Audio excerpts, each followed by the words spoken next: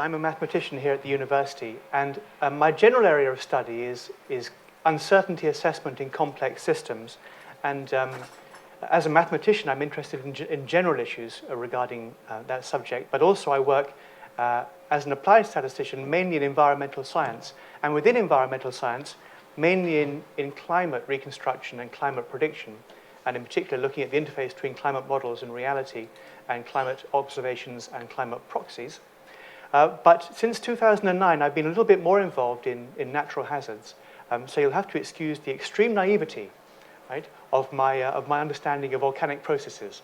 This is going to be a very non-technical talk that generally reflects my lack of knowledge about volcanoes rather than my attempt to satisfy a wide audience. So I just want to make a few basic points about how hazards look, and in particular how volcanoes look, from the point of view of the users of the scientific information that we provide, and in particular from the point of view of the risk manager who is tasked with the job of interfacing the science and the policy. Effectively, the risk manager is the person who must choose between alternative actions in the light of the uncertainty that surrounds the hazard to satisfy the needs of his or her stakeholders. And of course, one of the actions that the risk manager might be contemplating is do nothing, but usually there's a menu of things that you might look at. So we're going to think about the role of the risk manager as a receiver of scientific input in the process of making decisions about interventions for natural hazards like volcanoes. So as far as I can see it, there are three main gaps that we have to address when we're thinking about how we as scientists can be most helpful to the risk manager, right? The person who actually has the job of making our lives safer. The gap between the hazard and the risk is the one that I'm going to talk about in a little bit more detail, so I'm going to put that to one side. Let me say just very briefly a little bit about these two other gaps, and the gap between the risk assessment and the choice of action, and the gap between the choice of action and the completion of the action. This second one, the gap between the risk assessment and the choice of action, this is a very difficult area. Even if we were able, right, as scientists and statisticians, to describe, right, to everyone's satisfaction, the loss distribution that would follow from a particular choice of action under a particular future scenario, right, and that's already a huge task.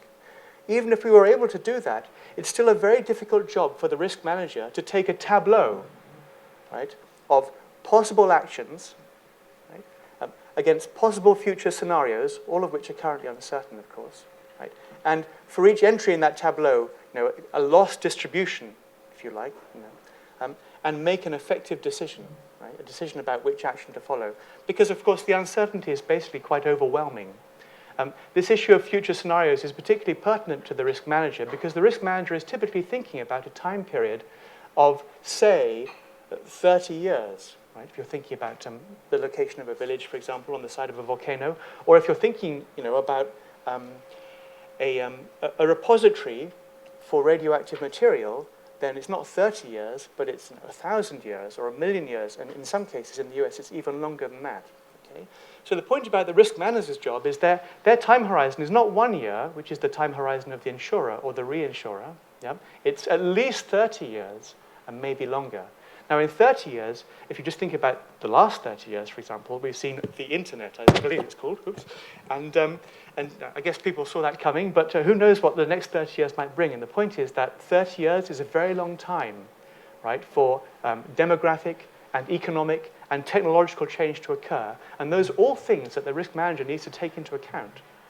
So, of course, that makes it very tempting to always do a let's wait and see what happens next type action for the risk manager, as I'm sure you can appreciate. But we have to think upon those kinds of scales, and the key thing that we have to understand is that when we're looking at future scenarios that cover possible changes in demography, possible changes in technology, possible changes in economics, right, to describe futures in terms of scenarios and attach probabilities to those futures is extremely challenging. So even if we as scientists could provide a description of the losses that this risk manager would experience under this particular sequence of hazard events in this particular future scenario, it's still a big challenge for the risk manager to get from a useful tableau of losses to a decision about we should wait and see, or we should move this village, yeah? Or we should move people off this floodplain, for example, or we should erect this dam.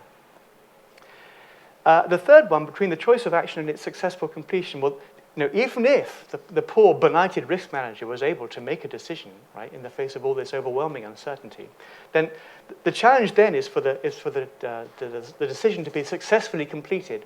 And the issue here, of course, is that, first of all, the cost of the intervention, the material cost, is felt by taxpayers and voters. And probably the benefit of the intervention will not be experienced within the current electoral cycle. So you can see that it's actually very difficult to persuade the mayor, yeah, to move all these people off the side of the volcano. Yeah? Because the mayor is going to say, well, that'll make me very unpopular. Right? The volcano is not going to erupt in the next 4 years, right? And I'm up for election. Okay? So actually, to overcome that issue, you've got to find a way to create a shared sense of ownership, if you like, of these kinds of large-scale decisions. And you can't, it's very difficult and counterproductive often to just impose them upon the people who you're trying to help. We also know, and I think we've known this for a long time, but psychologists have been working very hard in this area in the last 10 years, that people are very good at deluding themselves about uncertainty and risk. And they will have extremely good reasons for living on the side of the volcano, and they will be almost deaf to the reasoned account that you provide for why that might be a bad idea. And we certainly see that in the area of climate change as well, where studies about how people accept scientific information and how they filter it according to their own perceptions of the world and their political views and their libertarian stance and so on, indicates that there's science out there, maybe science is a cloud, but at the point where it actually gets assimilated into people's judgments and choices, it's become a very different thing altogether. Okay? So I just said a bit there about 2 and 3, because I'm going to come back to 1. The thesis that I would like to advance is that we can use formal methods of risk and uncertainty assessment and formal methods of decision support, right, to close or to shrink some of these gaps without at all claiming, of course, that we can close them completely. But just the point that I want to make here is that if you decide to do things in a formally correct manner, a statistical manner, for example, then that doesn't make your task any easier, right? That would be completely wrong, right? It actually makes your task more difficult in some ways, because what it imposes upon you is the requirement for transparency. Okay? The key thing about adopting a formal method is you have to say what goes in at the top end of the sausage machine, right? In order that your decision to move people off the floodplain at the bottom end of the sausage machine, right, is the right decision to make. So you have to present for everyone to see, right, the judgments that you make at the top end of the process. And of course, if you present them, then you have to defend them, right? And it's this combination of transparency and defensibility that I think is key in encouraging people to have a shared sense of ownership in these very complex natural hazards and climate decisions. Okay? So no one is promising that stats, decision theory can solve the problem of the risk manager, but what we are saying is that if the risk manager operates more within the framework of a formal system like statistics or decision support, then the process itself becomes more transparent, and being more transparent, it becomes more defensible, and that one would hope that presents a more mature and realistic appraisal of the risk, and perhaps people taking on board these things in a way that they wouldn't previously have done if they felt that the decisions were being forced upon them. We'll see if that's actually true in due course. So let me now go on to my second slide. Okay, I just want to talk a little bit more about the very first gap. That's the gap between the hazard and the risk. This is just to illustrate, I could say more about points 2 and 3 as well, but just to illustrate something that we need to take on board if we are to make our science really useful to the risk manager. As hazard scientists, I'm not a hazard scientist myself, but I have worked with a few. As a hazard scientist, your primary focus, of course, is the hazard itself. And of course, hazards are fascinating things. And if you're studying a volcano, this is obviously my very crude representation of a volcano, then what you might be able to do as a hazard scientist is you might be able to say, okay, if the volcano did this, right, then the consequences would be this. Okay? So you would say, okay, if we had an eruption that had a certain orientation, right? And it had a certain rate, quantity of mass per second, and it went on for a certain amount of time, then if you were standing here, you'd be in trouble. Okay? And that's what the blue zone in this particular picture represents. If I gave my volcano expert a description of a particular eruption, they could use the shallow water equations and a digital elevation map and some cool maths to draw a line around where you wouldn't want to be, okay? Because it would get very hot or very ashy.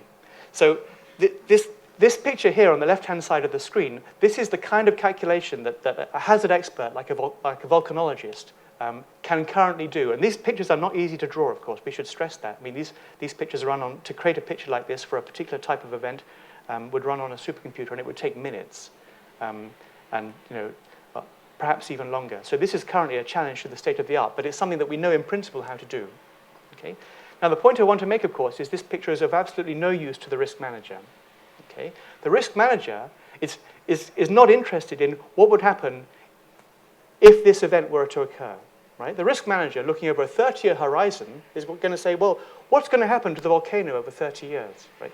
Are we going to get one event or two events or no events? And if we get one event, what's it likely to be? And if we got two, will the second one be influenced by the first, and so on? Okay? So the key distinction we want to make here is between the hazard event, which is a single manifestation of a particular set of boundary conditions, a particular orientation, a particular rate, a particular duration, and the sequence of things that might be experienced by the people who are living in the village. And that's the thing that the risk manager needs to be particularly concerned about. So the difference from the point of view of the science is that on the one hand, it's very easy for us to construct a footprint for a particular event using a model. But the challenge is that that's not the thing that the risk manager needs. What the risk manager needs to know is over the next 30 years, right, if I was standing here, right, would I get crispy or not? Right, that's at some point in the next 30 years, that's the basic question that the risk manager wants to answer. And that's something that we know how to do. As statisticians, we know how to do that calculation, starting from a model that allows you to work out the footprint for a particular event, but then going on to attach, to describe the sequence of possible events using what we would call a stochastic process, and to integrate out that stochastic process over the next 30 years. So what we have on the right-hand side here is what might be called a probabilistic hazard map. Right? It has a specific period, 30 years.